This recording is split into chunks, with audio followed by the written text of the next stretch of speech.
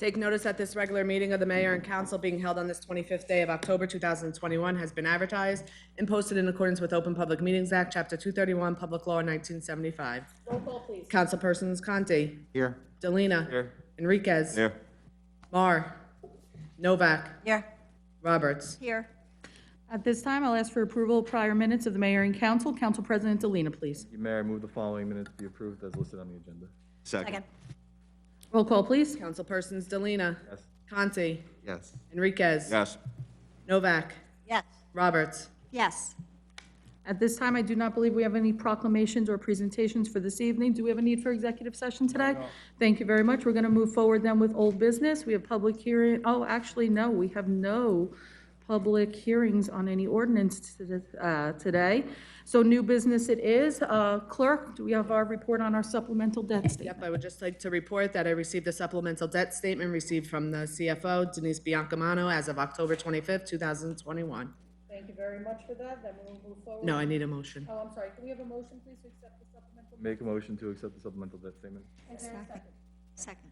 Roll call, please. Councilpersons Delina. Yes. Conti. Yes. Enriquez. Yes. Novak. Yes. Roberts. Yes. All right, thank you. Moving forward then, we have the introduction of the following ordinance, bond ordinance 545-21.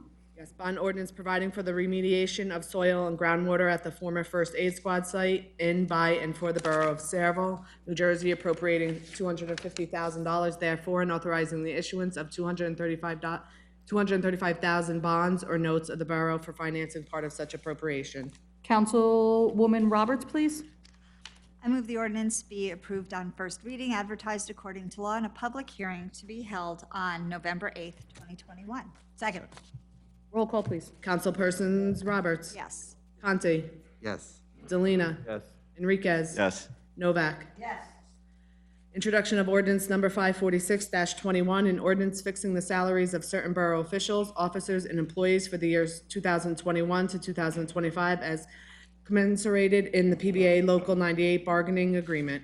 Councilwoman Roberts again, please. Thank you, Mayor. I move the ordinance be approved on first reading, advertised according to law, and a public hearing to be held on November 8th, 2021. Second.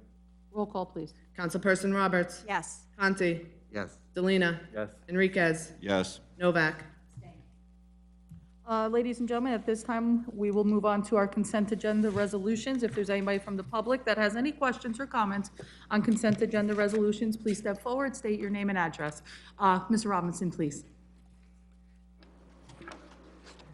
Thank you, Mayor. Jim Robinson, 11 Burrell Square in Farlin, 2021-275. Upgrade to the council chambers, telecommunications. Will that allow for hybrid meetings? Absolutely. Yes. That was exactly what that discussion was. We did ask our IT director to come in, determine what needed to be upgraded and exactly what it would cost in order to make sure that our residents have the opportunity to participate either in person or from home if they need to. Thank you, Mayor. That's probably the best $20,000 you're going to spend this year. I know in August, the planning board, for reasons there's a lot of things I don't comprehend about the planning board, but they held a meeting in August where there were more than 50 people in attendance, people standing in the back of the room. It was the only meeting that was not held by Zoom. And there are some skeptical people or cynical people might suggest they did that on purpose to hold down the crowd. I would never go there. But to have that meeting, to have more than 50 people standing in the back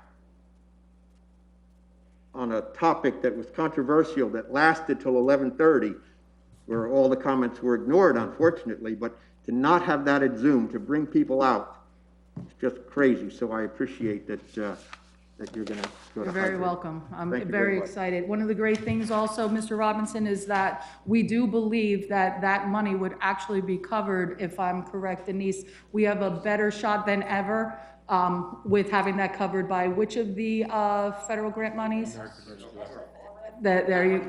Because even better, exactly. And I think this is a step towards real progress here and transparency. So anybody else from the council have a question regarding consent agenda resolutions? Okay, seeing no additional comments then, I'll entertain a motion. I move the consent agenda communications be received on roll. Second. Roll call, please. Approved on roll call vote, sorry. And close public, yes. You want to try that again one more time, Kev? Please. Go I ahead. move the public hearing be closed and the consent agenda resolutions be approved on roll call vote. Second. Thank you. Okay, roll call now. Councilpersons Delina. Yes. Conti. Yes. Enriquez. Yes. Novak. Yes. Roberts. Yes. Okay, ladies and gentlemen, at this time, our Borough Attorney, do you have any No reports? report, Mayor. Thank you very much. So now we will open to the public for any and all questions or comments. Mr. Rittenhouse, please come forward, state your name and address.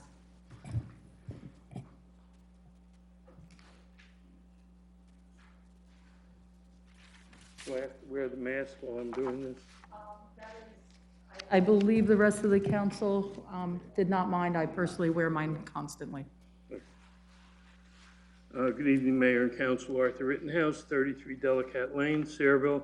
I'm also going to be talking as Shade Tree Commission Chairperson. Okay, so there'll be both things.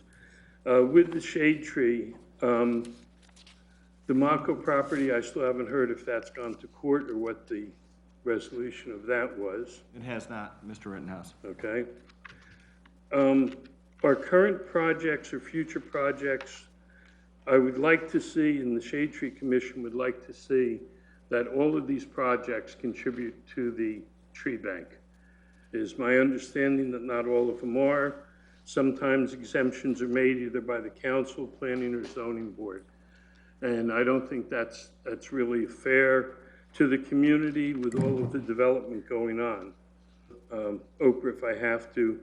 There's construction going on right now in 3 different parts of that. They haven't paid the fine.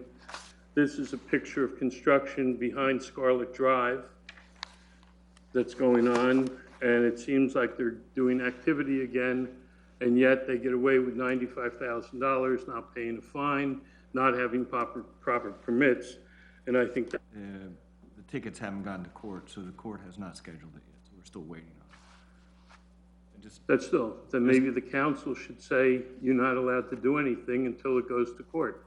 Well, And they'd probably be in there next week. I'll follow up with that tomorrow. I missed the last couple of meetings, just a couple of quick comments. Pure, the area in need of redevelopment, I have some concerns about that. Rather than do just one small area, it should be done on that whole stretch of Route 35 in Morgan going down to the bridge. Several years ago, there was a councilman on Sierra, a councilman who had proposed that, and he, for a living, was an urban planner doing things, and Sierra told him that he didn't know anything about that kind of project. He presented a whole presentation. You may. Go ahead, Councilwoman Nova. Way back in the 90s, it was first asked, and nobody on 35 wanted to be a part of it. And then when Steve was a council person, we again reached out to the property owners along 35 and tried to get them involved, and they were not interested. So we've done that twice. I see no reason why we should reach out to them again, but on 2 separate occasions over a 20-year span, both times they said they were not interested. And I Okay. believe that there had ties, as we discussed at the last meeting, where there was like the Rutgers program that came in to turn around and was a part of that study. So we, I don't think anybody for the last several, council cycles have ever been opposed to doing that. It's really a matter of trying to bring the businesses and get them involved in it. And we also talked about how it posed a problem, at least from a planning development, I think, in talking to, Jay had mentioned that some of the properties over there also have some depth issues, and where they abut on that right-hand side on the opposite of where the developments are, that also poses a problem for some development capabilities. So, but we did talk about that at the last meeting, and I know that you weren't there, Mr. Rittenhouse. Thank you. Quick welcome. question on the election.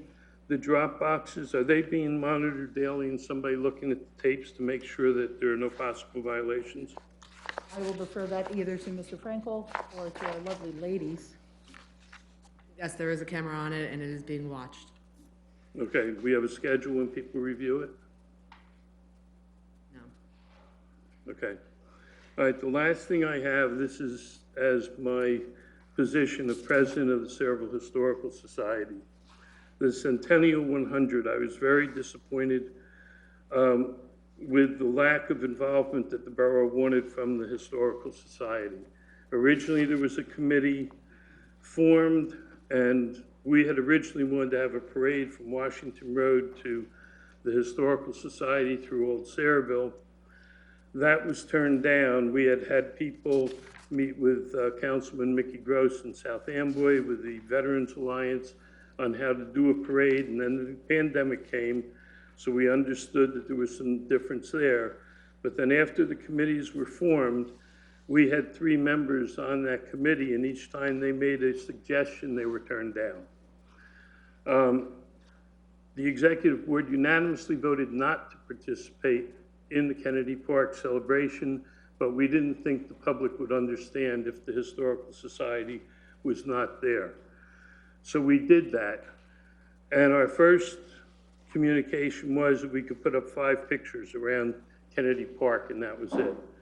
I then met and we asked for 3 spaces, which we were given, but even the Wednesday before, because we had planned an October 9th celebration to continue the centennial, we were asked if we were going to even participate. I indicated that the people we have involved are a little bit older in age. Matter of fact, 3 of the people had handicap plates on their cars, and we wanted to know if we could park in the back part of the park, as in previous several days that was allowed. The answer I got was, well, if you did park there, you'd have to drive your car off Lakeview Drive, and if you had a real car, the bottom would be torn out. So we didn't do that, but they came back and said, well, we will have police and we'll have people with the cart to take the people after you drop off and set up to walk you back, come back from the high school. Not done. We had to set up at 9 o'clock. We have people who range in age that did the 4 cars coming from 70 to 83 years old.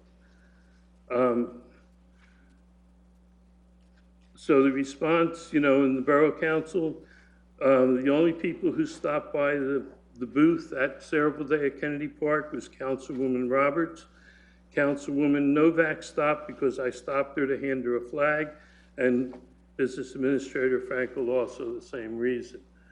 Our October 9th, only Councilman Roberts stopped by. And at that, we had the museum open all day. We had special speakers, Assemblyman Wisniewski, and the Honorable Randy Corman came. And we had a video presentation from Marilyn Gelati, and I may have pronounced that wrong, sent a video, which we played on a loop round and round.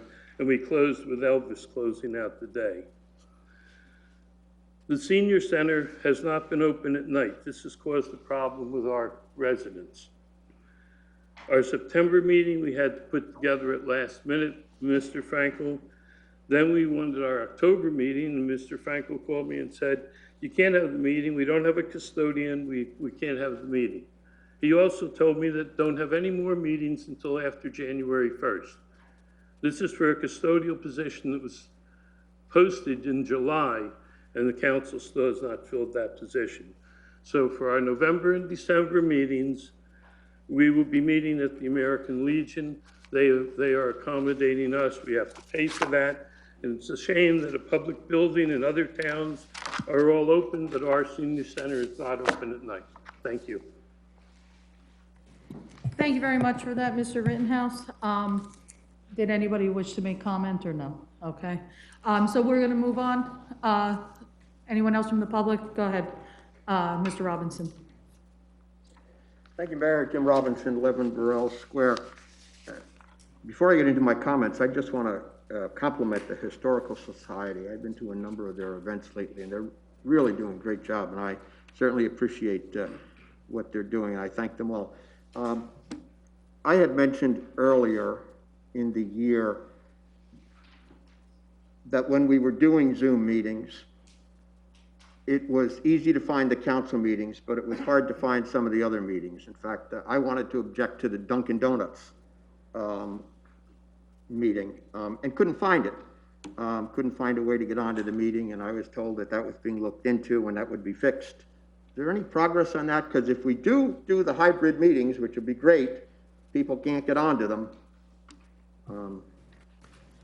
that won't be good. So are we making progress there?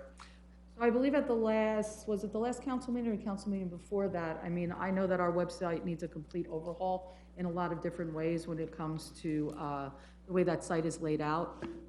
It's taken quite a while, I think. I don't know if Mr. Franklin, you headed up that search or if you worked with Mr. Bracken, but I do believe that we finally authorized somebody to go in and actually start to look at the way that is laid out. As far as the way things are posted now, I agree, sometimes it's a little difficult to find things, so I know that when we do get information that something's difficult to find, ladies are quick to turn around and make certain that it is corrected or Okay, made more great. visible. But am I correct, Mr. Frankel? We now have somebody that's going to be working specifically on the layout and design of that website? That's correct. That's correct. Okay. So, but that was only just recently that they were authorized, and I don't know where that progress check is. I'd have to ask Mr. Frankel. I know that that's a very intensive, lot of Okay. hours to turn around and do that, but that is outside of my wheelhouse. Okay, thank you, Mayor. My other question is this, and I wanted to comment on this, but I guess I didn't realize you had switched back from virtual to meetings here, and I went online and boom, you weren't there. So I didn't comment, and I forget what meeting it was. It was a recent meeting, and I don't know if it was Councilwoman Roberts or somebody else. It wasn't the meeting where you raised the fees on the businesses, and then, because that was rescinded. It was after that. It was 2 or 3 meetings ago. But anyway, it had to do with the Shade Tree Commission, and it was a recommendation from the Shade Tree Commission. And I remember the first discussion was when it was virtual. That's when I heard about it. And I don't remember exactly what that was or what happened with it, but was that to require folks who had trees that were originally paid for by the Shade Tree Commission, if they died, they had to replace them at their own cost? So that final vote, I believe, was at our last meeting, although discussions were held prior to that. I know that I missed our first in-person meeting because I had been exposed to COVID, and that was one of the reasons why I also felt it was important for us to move to virtual meetings as well, hybrid, because I wasn't able to participate in that first in-person meeting in order to keep people safe.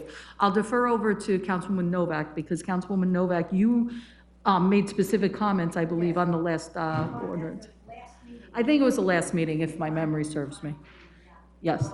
If what everybody is going to be responsible for, if the tree is dead, we're paying to have it cut down, if the borough has to cut it down, their house is going to be, have an assessment against it. Well, I'm sorry I didn't make that meeting or didn't know where it was, because I would have spoken against that, and I'll tell you why, for 2 reasons. If folks have to do that, they're not going to replace those trees. And a lot of those trees are on Main Street or on Washington Road or on roads that are very visible, that are at the entrance to town. And we ought to do whatever we can to facilitate dead trees being replaced. We have close to $600,000 in our tree bank account. $600,000 that applicants have placed over the years to replace trees. So and we did that, I wrote that ordinance back in the 80s, and it was so that Sayreville would never not have enough trees. And we're sitting on $600,000 to tell a resident if their tree that happens to be in the front yard is not just benefiting them, it's benefiting the whole community, to tell them they gotta pay $150 or $250 to get rid of it, and then expect them to pay more money to replace it. That's just not real. I don't think the ordinance said anything about the cost of replacing the tree, just the cost of cutting down the dead or sick. Okay, well, I don't think it had anything to do. you know, I would hope, we called ourselves a tree community years ago. We do have this money, and I think my numbers are pretty close, $600,000 that's built up over the years. And that doesn't include what the temple's supposed to pay. That doesn't include what is it called? Arsenal is supposed to pay for their 7,000 trees. 7,000 trees, which they are cutting down. And I assume they didn't get a waiver that they will, maybe Mr. Cornell can answer that. When somebody goes before Sarah, for instance, like Arsenal, and they're cutting down 7,000 trees. I'll say that a little more slowly in case anybody missed it because of the mask. And the applicant is cutting down 7,000 trees. Are they required to post money to the tree bank so those trees can be replaced, planted somewhere else in town? Yes, they have to comply with the ordinance. And they got no waiver on the tree? Arsenal Trade Center did not, no. Okay, and I noticed on the agenda, well, I'll wait till the next meeting because I do have a question also about the tree bank fees with respect to the temple. Okay, so that's all I wanted to say, that we got $600,000. That green isn't supposed to be in the bank. That green is supposed to be on front lawns and in parks and at the entrances to town. Let's use that money where it ought to be used. And when that ordinance was written, I can tell you this, we never expected that cash would just pile up and pile up and pile up and pile up. That ordinance was written so that it would be used. That ordinance was written so that we would replace trees that are taken down. The green ain't supposed to be in the account. It's supposed to be on the front lawns and the entrances in the parks in town. So I would hope that we would do that, and I still don't think that ordinance is a good idea, but thank you. Thank you for those comments. Anybody else from the public wish to speak? Please come up. Yes, absolutely, ma'am.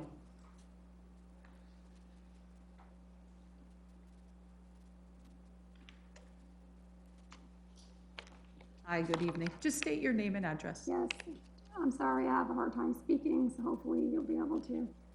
Jennifer Hawkinjoss, 68 MacArthur Avenue. And I just want to read a statement. Again, if you can't understand me, please.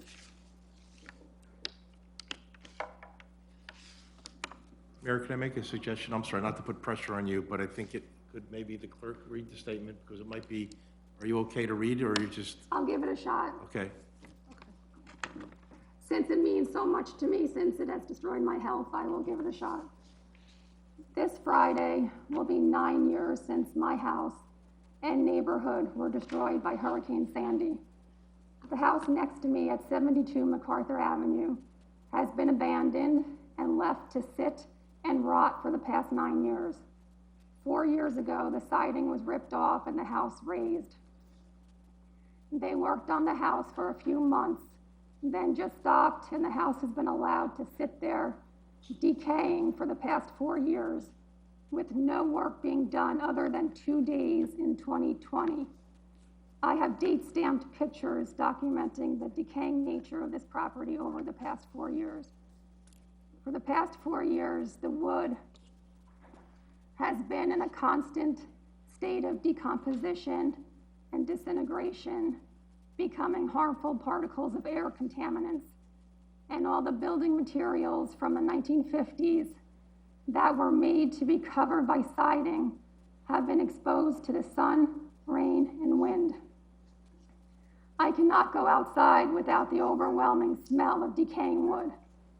These dangerous airborne contaminants of wood particles are stuck on my glass doors and windows and inside my house. My health has been drastically deteriorating for the past 4 years since I am forced to be exposed to this decaying structure every day. My doctor has confirmed, as well as test results, that my serious health issues have been caused by being exposed on a daily basis to the decaying wood, mold, toxic building materials, and other dangerous air pollutants from the decaying property for the past 4 years. Numerous federal agencies, including the CDC, recognize and acknowledge the health risks associated with being exposed to and breathing in wood particles, and even classifies it as a toxic hazardous substance and air contaminant. I was told by the EPA years ago that decaying wood is not only a code violation, but also a health hazard, as it poses a very serious risk, health risk and concern, especially to breathe in. So I would like to know how the Borough of Saraville has allowed that decomposing and dilapidated structure to just sit and continue to decay for the past 4 years, knowing that it was destroying the health of one of their residents. Not only has this decaying structure destroyed my physical health, but every day I want to cry as I look at that dilapidated eyesore, knowing this could have all been prevented if the Borough of Saraville would have just done their job. However, they did nothing and continued to ignore my repeated requests for help. I have emailed the Borough numerous times over the years, informing them how this decaying structure was destroying my health. Yet most of my emails either went unanswered and ignored or were blocked by town and elected officials, including the mayor and council members. On May 6th, I emailed Mr. Albaran, code enforcement officer, to notify him that no one ever came to clean up all the toxic building materials that continued to blow off the rotting house next to me and into my yard, and was in disbelief to see that my emails have been blocked by Mr. Albaran, the mayor, Ms. Novak, and Mr. Delina. I say toxic since the materials have undergone a chemical change over the years from continued exposure to the elements. The foam has turned from blue to green and is now yellow. I would like to know how it is legal for town and elected officials to block the emails of one of their residents purely for seeking help. There must be laws prohibiting and preventing this from happening. In other states, after a hurricane or severe flooding, there is a certain time period whether either demolition, repair, or replacement has to be done to the affected property. My mother's community in Florida was flooded by their own hurricane a few years ago, and any property that had not been repaired or replaced within 1 year was torn down as ordered by the town. How has the Borough of Saraville been allowed to let this house that was flooded nearly 10 years ago and left in a decaying, deplorable condition of disrepair, not to mention an eyesore and disgrace to the town of Saraville, to remain for all this time, especially when it poses a health risk and is destroying a person's health and life? This is the only Hurricane Sandy house left on my street that has not been repaired or torn down, and the only dilapidated property that has someone living next to it. I now have a chemical odor coming up from my kitchen sink from the sewer that is making me sick, in which the Borough Sewer Department tells me that they do not know what the chemical odor is. On September 30th, I emailed every member of the town council and mayor requesting a written response as to why the town has allowed that decomposing structure to just sit and rot for the past 4 years, 9 since Hurricane Sandy, and any violations that had been issued against 72 MacArthur since 2013, especially 2017 to the present. As usual, my email was ignored and again went unanswered. This situation that the Borough of Saraville has forced upon me, exposing me to this dangerous air contaminants of wood particles, mold, and toxic building materials every day for the past 9 years, and the actions of the town and elected officials of ignoring and blocking my emails is truly appalling and inexcusable.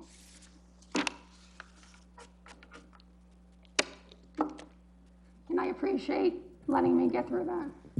For the record, ma'am, I haven't blocked your emails. Yeah, for the record, Yeah, I as haven't, mayor, I have no one's emails blocked I don't even either. know how to block, so I have never blocked your emails. But I will say, I have, all I know is I have printed out documentation showing that every one that I mentioned on that day comes back as could not be delivered to recipient, blocked, is what it says, and I have that I could submit. I haven't, and I don't even get emails, Sarah's emails You said anymore, that- so it must be something in the server that's blocking it, because I'm not even getting it. Are they, It's been probably 6 to 8 months. is it, are you sending not just an email, or you're also sending attachments? You said there's things that you send, because, I'm just asking, because that's how, because we're very critical as far as on cyber attacks, not from you, just from general, and that server could absolutely block that. If it's an attachment that I'm just saying, usually email itself is not blocked. I will say, I'm sorry, but I just want to answer that. This particular email there were no attachments to it. so for the record, I'll just say that I've received many, many of your emails. I've never blocked your emails. And I've also communicated with Mr. Frankel and other professionals here within the borough in order to keep me abreast of the situation that you've been living through. I'm very, very, very aware of your situation. I know that Mr. Frankel, Mr. Dupont, as well as our code enforcement and also other government agencies have in fact come out and looked at or investigated to some degree what that is, what's going on. But I have never, and I will never block any of your emails at all. But I do believe that your circumstances definitely rise above a lot of the things that we probably as a council would be able to rectify. I can't speak for the rest of the council, but I can defer back over to Mr. Frankel. If I may, I don't believe any of the council members here whatsoever are not reading your emails. I think what is happening is that we are trying to work within the system, and within the system, when you said things or wrote emails, which I've not received, I get them secondhand, might be from the council people or the mayor. But for instance, you know that you had complained recently about the wood particles, and you know that we sent out a hazmat group that was from Middlesex County. That's probably the ability we have for the county to send out a hazmat group to take readings, exactly what you're saying, and the hazmat readings came back negative. No, I'm sorry to interrupt, but they did not do anything at all. We talked on the front porch. I'm going to respectfully disagree with you, and I'll show you the report. I'll respectfully disagree, and I'm just giving you what we've done, okay? That's all I'm saying to you. You've also had complaints about the upkeep of the property. The code enforcement people have gone out. They've called the owner of the property. They've tried to keep the property kept up. It's not kept up in the sense of, I'm saying from landscaping and high grass. We cannot force the owner of the property to do something that's not, when the code enforcement, there was nothing wrong with the code enforcement. You've had many conversations with the director of the code enforcement. When you call, he responds to you. He goes out and he inspects. And if there's something that's wrong, our code enforcement is very proactive. Our code enforcement people are very proactive. You're shaking your head at me, okay? And I'm trying to explain, if you can, let me have a minute, okay? And then if you want to come back at me, that's fine. I'm just telling you what's been done so the council and the mayor and the public also know that we're trying to do what we've done. I know you're not happy with the results. I'm just saying what the borough has done. You haven't done anything. Excuse me, I'm just laying out to you what we have done action-wise. You may not like what the borough has done action. I'm just trying to explain to you what they've done. You've told me hazmat wasn't out there, and they were out I there. did not say that. I said hazmat was out there. Yes, ma'am. I talked to two men that came out. We talked on the front porch for at least an hour. And when I explained to them that my main concern was the breathing in of the air contaminants as far as the decaying wood particles, that the CDC recognizes as a very dangerous health situation, they told me that they have no way of. They don't have the measure, they can't, they're not equipped to measure. Exactly. Okay. And that equipment to measure, we do not, as a borough, do not have that equipped to measure. The state does not have that equipment to measure. So one of the suggestions, I believe, made by code enforcement, and it puts it, unfortunately, the burden on you, okay, is that if you give us evidence to the borough that the ownership of the property is creating we've had public health, we've had county health, we've had state health, all go out, okay? We've asked, you said there's been mold, there's been mildew. I'm not a professional when it comes to that. They're saying is that it's not there. You're saying it is there. Who is saying it's not there? Our code enforcement people, our health, our Middlesex County Health. I know you're shaking your head. You can see black mold right on the front of the house. Let me, I'm telling you the reports that you're making it sound like we're doing nothing. You're not doing anything. Well, excuse me, I will respectfully disagree with you, okay? We are doing what we can do as a borough. You want the building down. The owner of the building, when it came to Blue Acres, did not take the buyout. You, as the owner, did not take the buyout. That's your prerogative. They were not the owner of the Excuse me, property. but they didn't take a buyout. They could still take a buyout. There's still Blue Acres money out there. They chose, and they still choose not to do it. And you choose not to do it, okay? And you called a lot of people all the way up, and you should, because you're an advocate. Let me finish, please. You're an advocate for yourself, and I respect that. But you called all the way up to the governor's office, okay? And the governor's office came down this way and said, why doesn't she take no, you don't want to take the money for a buyout, or would you? If they would offer me fair market value, Okay. yes, I would. Okay. Back after Hurricane Sandy, No, they did not offer me anywhere near fair market value. Well, 179 other homeowners disagree, because 179 other homeowners did take the buyout. You chose not to. That's your choice. You have every right to. If you would like to now, and if you're saying the only way to be candid with you, please don't shake your head at me, okay? Because it's very disrespectful. Is that if I can help you, or we can help you as a borough to get Blue Acres money to get you out of this problem that you have, let us try to do that. That's something we can work on. Is that something that you would like us to work on?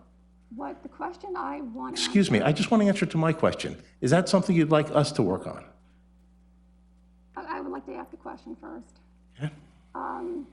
I would like to know, because every agency that I have contacted, the EPA, I've contacted many, the senator, the EPA, not the senator, because senator should be controlling over you guys, but every federal agency and the EPA all come back to saying, yes, we think this is a hazard, but we can't do anything because we don't have jurisdiction over the town.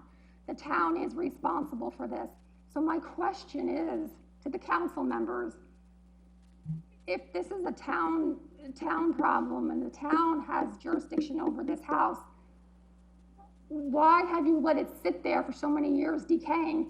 Anybody can tell by looking at the structure after being exposed for 4 years, once the siding was ripped down, that everything is decomposition, it's decaying.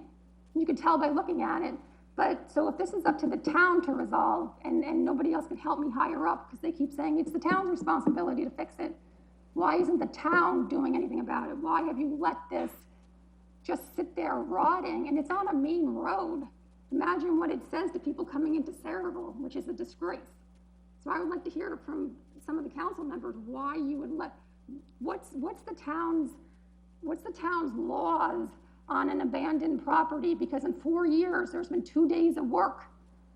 2 days of work, and I take pictures every day to prove that. 2 days of work in 4 years while this thing's decaying and killing me. Anyone has to say anything? What are the laws of the town? Why aren't you doing anything? Would you want to live next to that? Does anyone from the council wish to speak? I'll let Michael Hvac, Our borough attorney answer that. Hi, Jennifer, how are you? There are certain ordinances that deal with abandoned property, right? We have them in the borough. It appears that you have contacted the borough, and the borough went out and, under the abandoned ordinances, inspected the property and apparently made or requested or required the homeowner to do certain activities. I haven't seen your file, so I don't know what they did.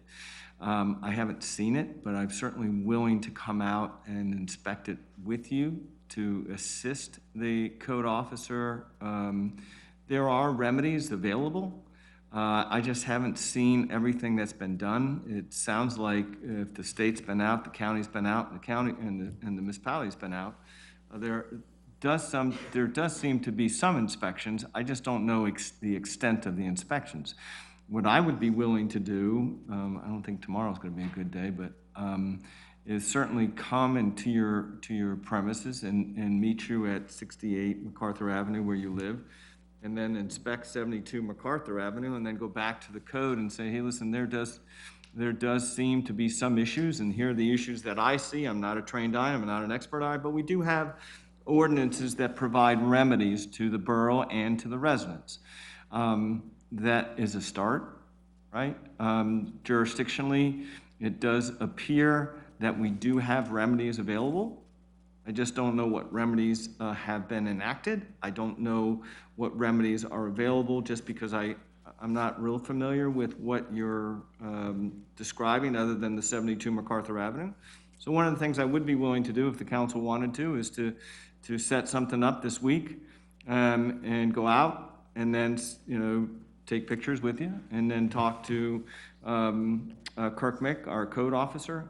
I don't know who that gentleman that is, I'm not quite sure who that person was that you mentioned. Oh, he does, under Kirk, okay. But I would work with Kirk to say, hey, look, there does appear to be some issues. So if the mayor and council want me to do that, I would certainly call you up tomorrow and set something up. Tuesday is supposed to rain, so maybe Wednesday or Thursday. I appreciate that, and since I do know you, I would take you up on that offer and appreciate it. You're quite welcome. It's a long time to see. Yes, it's been a long time. Like I said, I personally have no issue with that as the mayor. I don't believe anybody on the council would have objection to that. And please understand, I'm speaking as myself here, but I'm certain the council would echo my thoughts. We will do everything that we can possibly do in order to try to remedy this to the level that we have jurisdiction over, and working with Kirk and stuff. But please know that every time your email has come across my computer screen, I have immediately contacted Mr. Frankel. And because this had elevated to such a high level, which I had known that you had contacted above and beyond, it becomes a little concerning sometimes as a mayor and council also to make sure that we're doing the right thing by law. And my heart breaks for you as you come up here and you read. I want you to be healthy, and I don't want you to have to worry and stress about what you've been living with.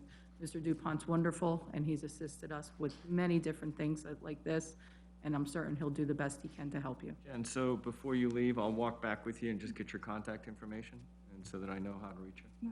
And so if the mayor and council want me to do that, I'll do that now. Yes, please. Thank you. Thank you for coming in person. I know it was difficult for you, and you read, and it did not fall on deaf ears. Please know that. I appreciate that, Thank you. and I appreciate that. Okay, anybody else from the public wish to speak? Okay, I will entertain a motion. Make a motion to close the public portion. Second. All in favor? Aye. Any objection? Okay, motion to adjourn? Motion to adjourn. Second. Any objection? All right, ladies and gentlemen, we're going to move into our next meeting. I'll just, yes. All right, at this point, we are going to rise one more time for a salute to our flag, and we'll wait for the dissemination of agendas. I pledge allegiance to the flag of the United States of America and to the republic for which it stands, one nation, under God, indivisible, with liberty and justice for all. Sure. Yes.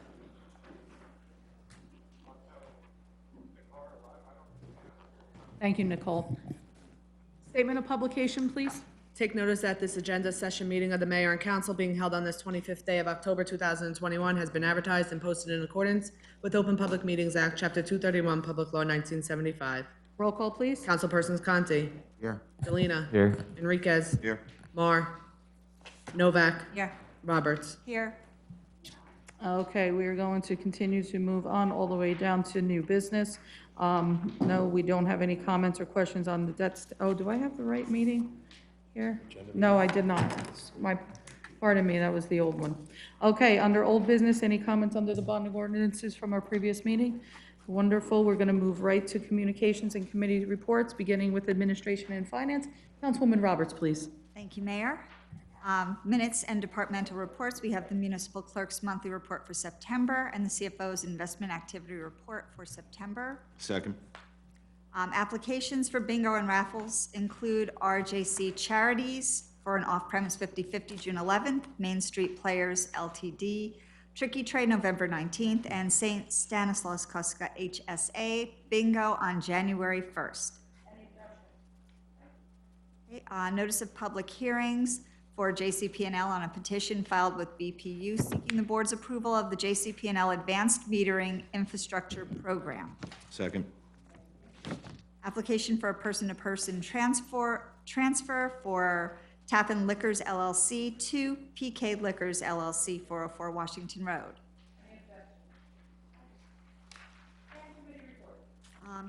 Just a couple of things. I've been having difficulties with microphones blowing up on me. First, I want to thank Phil Quigley. He went to Kennedy Park to resolve an issue. My Aunt June had tripped on a sidewalk, and they called, and he went over and made the repair. So I want to thank Phil for that. You okay? She's recovering. Yeah, thank you. Elise Barone, Several Cares, ROTC, and Boys and Girl Scouts went and cleaned up Kennedy Park, so I want to thank them for doing that. That's great work. A couple of things I just noticed in the news for polling locations, there are no mask requirements if people have been asking. And I do want to say thank you to our CFO and our administrator because they secured our bond ordinance for a very favorable interest rate, and I had to check and make sure because 1.69% for that 15 years or 13 years is amazing. I wish I could do my mortgage through you. That's right. So excellent work on that. And we got some more direction on the American Rescue Plan, but we still don't have any idea of what we can do with the money yet. So we're still just chancing it on the Zoom meeting. Okay. Okay, yeah. And I just want to voice my opposition to the new Executive Order 271 that is going to make us oversee contractors' vaccination and testing status. So that puts a burden on us for any new contracts or contract renewals. And I just wanted to voice my opposition to that. All right, thank you thank very you. much, Councilwoman Roberts, appreciate that. We're going to move on now to planning and zoning. Councilwoman Mara is not here, so our number 2, is that you, Kevin? Yeah, it's me. Do you want to take both that one, and then if you wish, you can do yours, unless you want to Absolutely. save it for the end. Nope, I'll just finish mine up. Minutes and departmental reports under planning and zoning. I move to receive and file A1 through 4. Second. Notice with adjacent property community owners, receive and file B1 and 2. Second. And then, I'm sorry.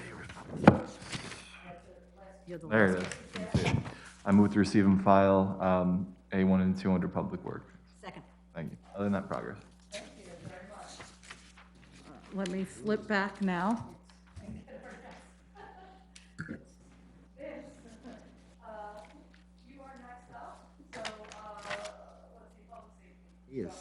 He is so speedy, I'll tell you. My goodness. All right, so I move the following minutes and reports be received and filed, A1 through 4. Second.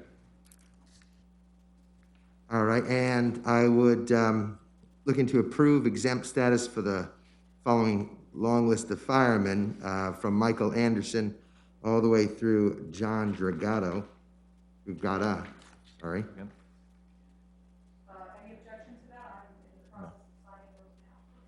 You know, I'd like to propose that we have a standing ovation for all of the firemen that have reached that. That is really yeoman duty for them to have reached exempt status, so I'm.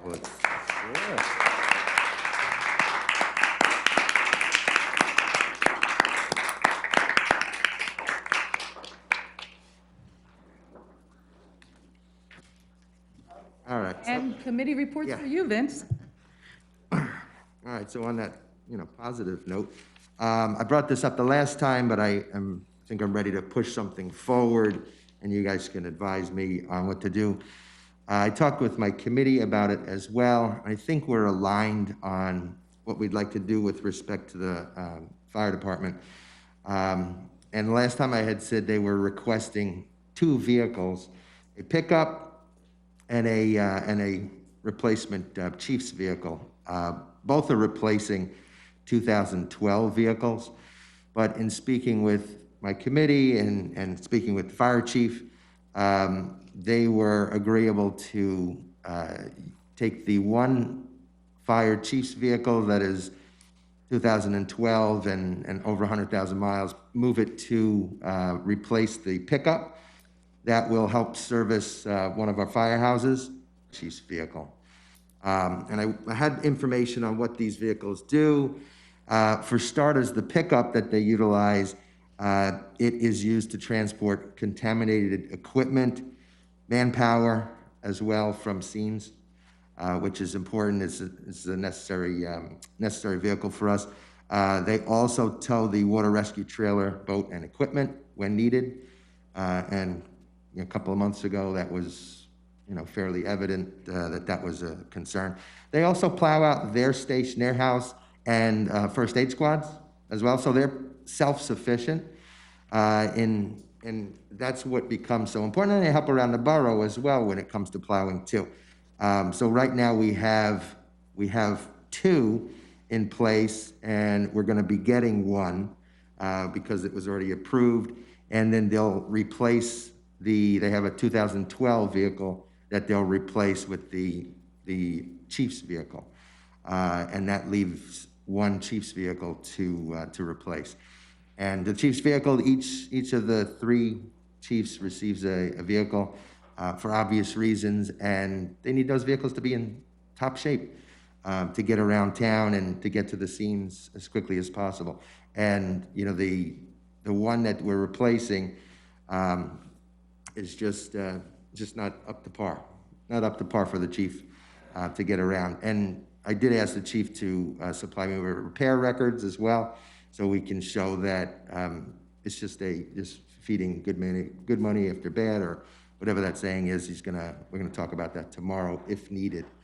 But I would like to propose that we amend the capital budget to at least include the 1 vehicle and try and get that in before the end of the year.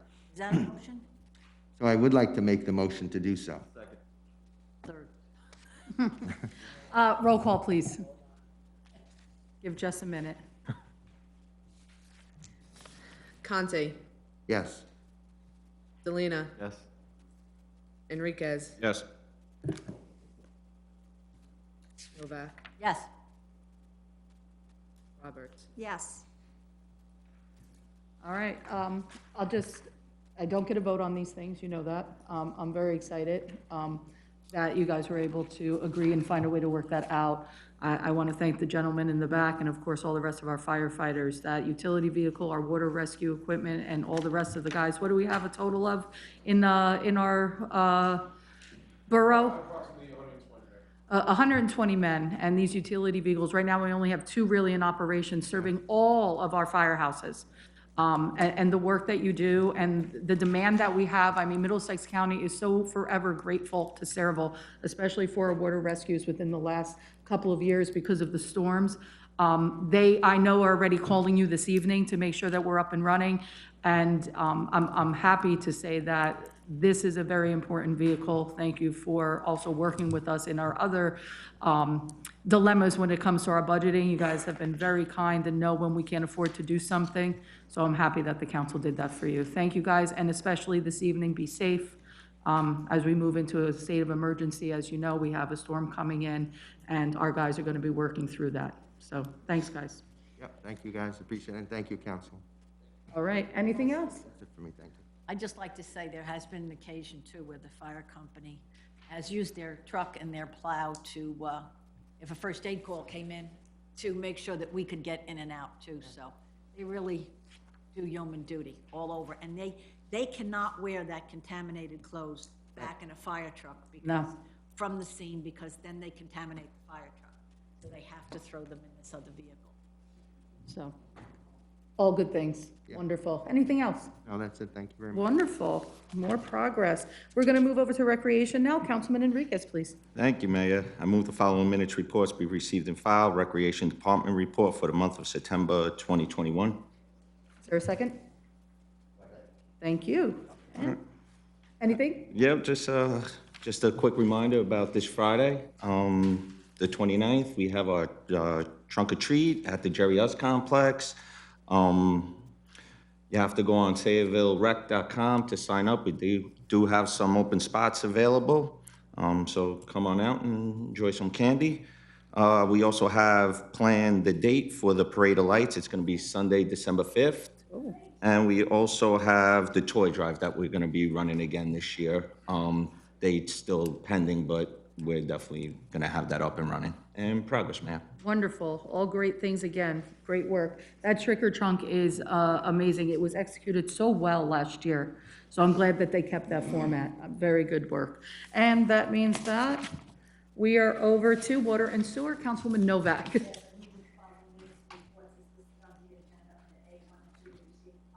Second. Wonderful. Very quickly, again, as I mentioned a few moments ago, my comments are simple for this evening. Please make sure as residents, we're expecting quite a bit of rain coming our way this evening into tomorrow. So just, secure the things that you need to. We are prepared as a borough. I checked in with Dan Frankel. You've made certain that our public works as well as our emergency responders are all prepared in the event that we get more water than we're hoping. We're hoping it's going to be over-exaggeration, but you do know that I believe the governor has already put into place a state of emergency just prior to our council meeting, so please take heed to that and be careful out there.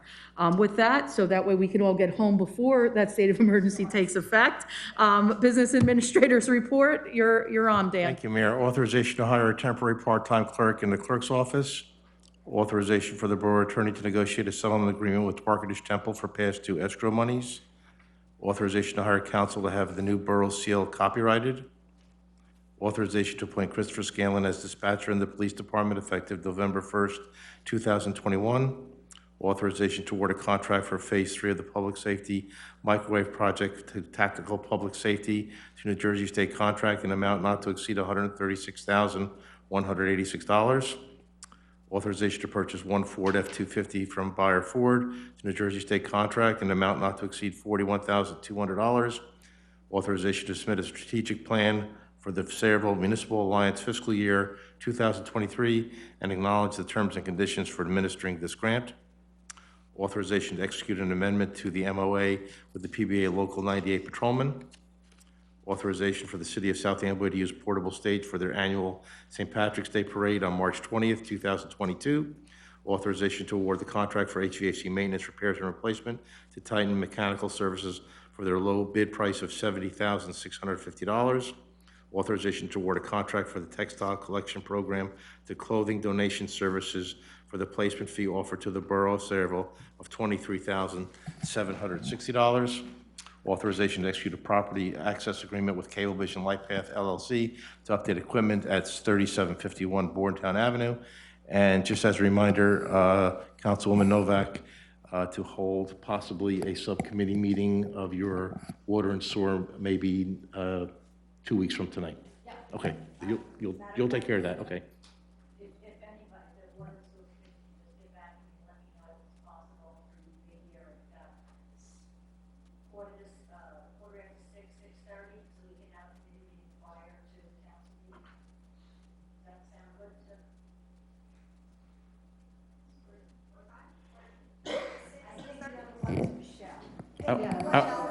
I would say 6:15. I think we need a little bit of time, so 6:15. Thank you. We're going to move on. Oh,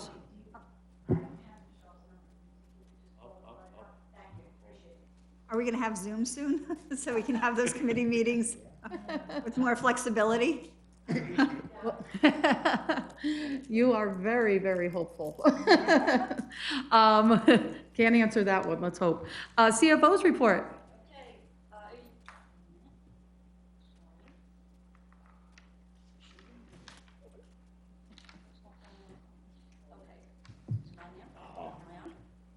Okay, in your packet, you received the 2021 Best Practice Inventory. I'm happy to report that we will be receiving 100% of our state aid. Wonderful. Next is we'll be applying for a Safe and Secure grant for the year 2022-2023. We'll need a resolution for that. We also have the 2020 Annual Audit Corrective Action Plan that will be filed with the DCA, and authorization to amend the 2021 local municipal budget for the American Rescue Plan Act of 2021 grants for New Jersey public libraries in the amount of $46,611. And also I will need a budget transfer resolution. And that is it, Madam Mayor. Thank you. Thank you very much for that report. We're going to move on to the Borough Engineer's report. Mr. Cornell? Thank you, Madam Mayor. One item, the emergency contract for the redrill of well BF has been completed, recommended to be closed out. There's going to be a change order for an increase of approximately $16,000 due to extra work they had encountered doing that emergency repair work. I'm sorry, did you say increase that time? I- Oh, all right. Actually, I did, yeah. It was only a slight increase though, and this was an emergency contract that came in well below the budget, so the money is in place to cover that. Money's in increase. place. Yes. Okay, That's all I wonderful. have. I'll Thank let you. that one go then. All right, thank you very much, Jay. And Borough Attorney, anything? No report, Mayor, and no need for executive session. Thank you very much. Then I will open to the public for any and all comments at this time. Okay, I have two hands. Do you mind, Mr. Robinson, the gentleman in the back? I'll ask you to come up first. Please state your name and address for the record, please. Walter Square, 20 Camden Street, in Parliament section. Okay. 20 Cambridge. Camden Street. Mayor, the reason why I'm here is in regards to an issue I have regarding leaf bags, per se. For the past 40 years, I lived at the same residence, and I never had a problem accessing leaf bags down at Fort Grumpy, or any confrontations. I just, went there, got them, and that was fine. But I know as of lately, it's been limited now to, I think, one bundle per carload. In my situation, it doesn't do any good. What I have a dead-end street, an adjoining property that abuts next to the railroad tracks. I have many maple trees, many oak trees on there, and plus, being on that dead-end street, there's also leaf accumulations along the curbs and the sewer, the catch basin there, which I take upon myself to clean up, bag, and have ready to be picked up. And what I'm requesting is maybe if there's some intervention that you can do that I can contact someone in regards to that, that I can be given that benefit, per se, of additional bags, so I can attend to my business. No, joking aside, hold on one second. Mr. Frankel, can you please take care of this for me? I'll see you afterwards, I'll get you. Yes, okay. Thank you very much, and thank you for taking the time. I know many residents do it, but, cleaning those catch basins out, it does really help, especially in a cul-de-sac and things like that, and I appreciate that you do that for that property and for your neighbors as well. So, phone call was made. We'll see you at the end of this meeting. Thank you very much. You're very welcome, thank you. All right. Mr. Robinson? Well, the way things are going, we won't have any trees left in Saraville, so the bag shouldn't be a problem. Jim Robinson, 11 Burrell Square in Parlin.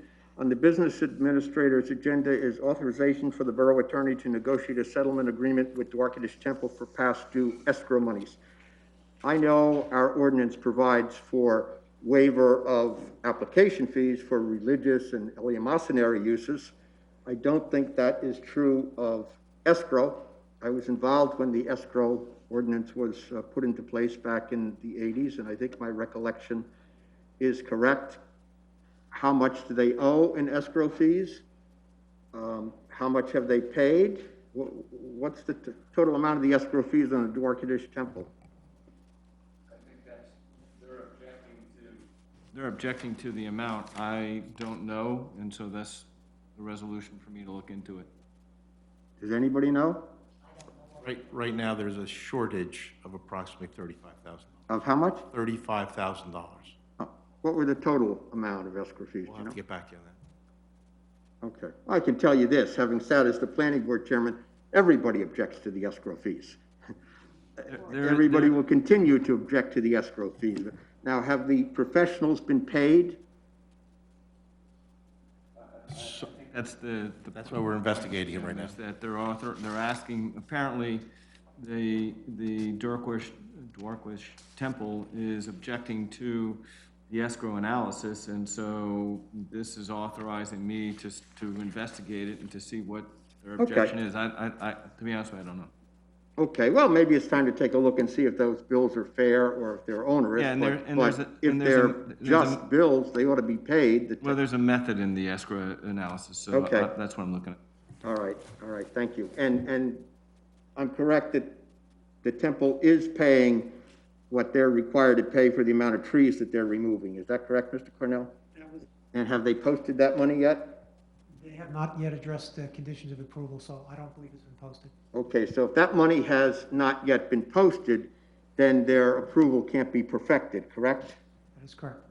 So it's in danger of expiring, in fact, right? Unless all the conditions precedent are met.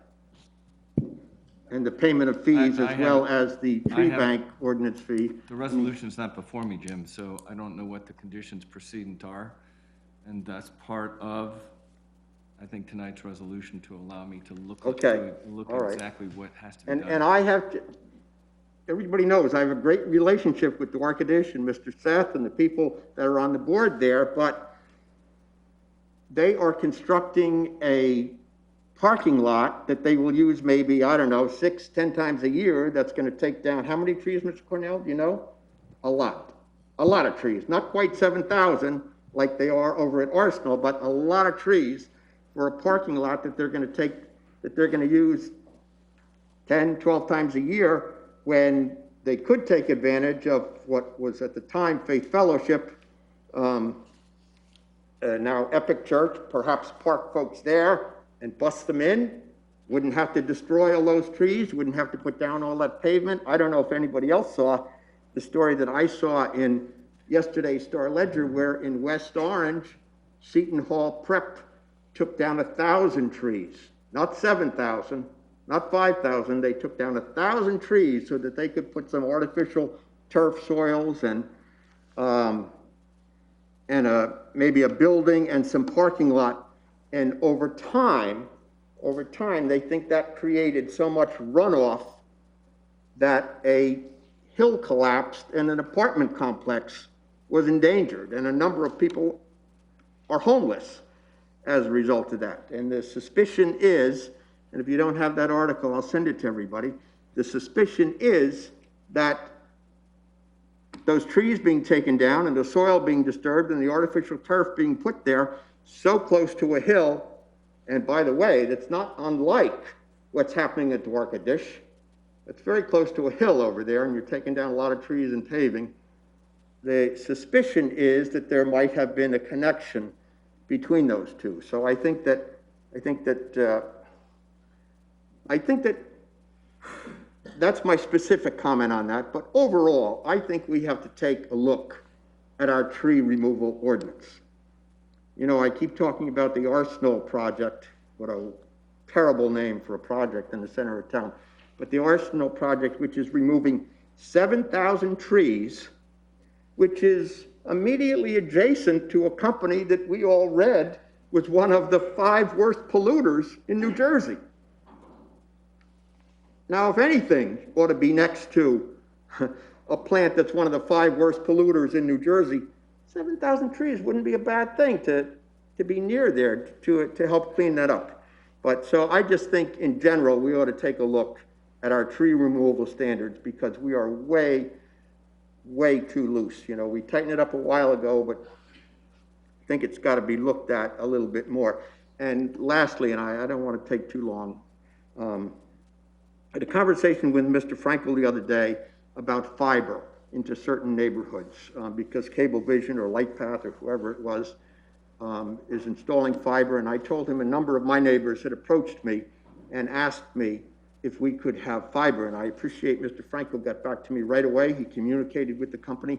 I think the response was that they're doing overhead, but they're not going to go where they have to get a right-of-way agreement, which they have already. So if you have overhead, you're fine. I think there are probably more homes in town that don't have overhead wiring. Now, we're one community. If they're providing a service, they ought to provide an equal service, and if fiber is available to some people in the town, it ought to be available to everybody in town. Those of us who watch the council meetings when they were on council, or have kids that are in school or work from home, know that we need to upgrade our system. And if fiber is available, because we see the state police, we see them in President Park, on Washington Road, on Ernstine Road, if they are installing it, it ought to be available to everybody, whether you have above-ground wiring Hey, or Jim, if I don't in-ground mean- wiring. So I don't mean- I I would, don't- I'm sorry. If I could just interrupt you. Yes. So tomorrow, Mr. Franco probably is too humble to let you know that we do have a meeting with Optima on that specific issue. So I appreciate you're on your soapbox, and I think that Mr. Frankel has listened to that and has set up a meeting. Okay, great. I So- appreciate that very much, and I appreciate how helpful Mr. Frankel has been on this. Let me tell you this, I sent out an email to my neighbors when somebody raised it at a meeting, and I got responses, all but one of my neighbors said they would like it. So I think it would be a good thing for the town, and if you could push for that, I'd certainly appreciate it. Thank you very much. Thank you, Jim. Anybody else from the public wish to speak at this time? Seeing none? Make a motion to close the public portion. Second. All in favor? Aye. Make a motion to adjourn. Second. All in favor? Aye. Ladies and gentlemen, thank you all very much. Please be safe this evening. Let me see, Fire Chief, before you leave, I have a couple to go over with you real.